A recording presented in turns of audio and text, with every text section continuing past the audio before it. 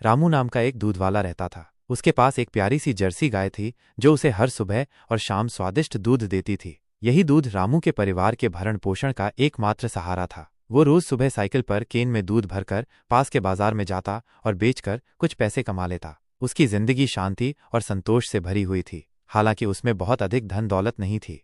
एक दुर्भाग्यपूर्ण दिन जब रामू दूध बेचने बाजार गया हुआ था, उसकी गाय चरते चरते घर के सामने बने पुराने तालाब के किनारे चली गई। अचानक उसका पैर फिसला और वो गहरे पानी में जा गिरी। गाय को तैरना नहीं आता था और तालाब की दीवारें बहुत ऊंची और चिकनी थीं, जिससे वो बाहर निकलने में असमर्थ रही। जब शाम को रामू थका हारा घर लौटा तो उसने देखा कि उसकी प्यारी गाय तालाब में मृत पड़ी है।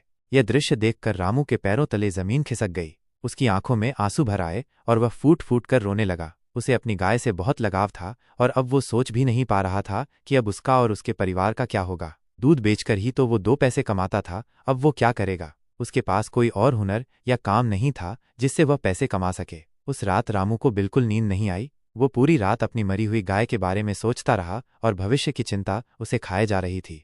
अगली सुबह रामू उदास मन से उसी तालाब के किनारे बैठा हुआ था जहां उसकी गाय की मृत्यु हुई थी। वो घंटों तक गुमसुम बैठा रहा। उसकी आंखों में आंसू सूख चुके थे, लेकिन दिल का दर्द कम नहीं हो रहा था। तभी अचानक उसके दिमाग में एक विचार कौंधा। उसने सोचा, ऐसे हाथ पर हाथ रखकर बैठे रहने से तो कुछ नहीं होगा। गाय तो अब वापस नहीं आ सकती, लेकिन मुझे अपने परिवार के लिए कुछ तो करना ही होगा। शायद कोई और रास्ता भी हो सकता है। उसने तालाब की ओर ध्यान से देखा। तालाब में बहुत सारी मछलियां तैर रही थीं। रामू को याद आया कि बचपन में उसने अपने पिता को तालाबों से मछलियां पकड़ते देखा था। उसे मछली पकड़ने का थोड़ा बहुत ज्ञान तो था ही। उसने तुरंत गांव के कुछ लड़कों से मदद मांगी और जाल का इंतजाम किया। अगले दिन सुबह होते ही रामू और उन लड़कों ने मिलकर तालाब में जाल डाला। उनकी मेहनत रंग लाई और पहले ही दिन उन्हें अच्छी खासी मछलियां मिलीं।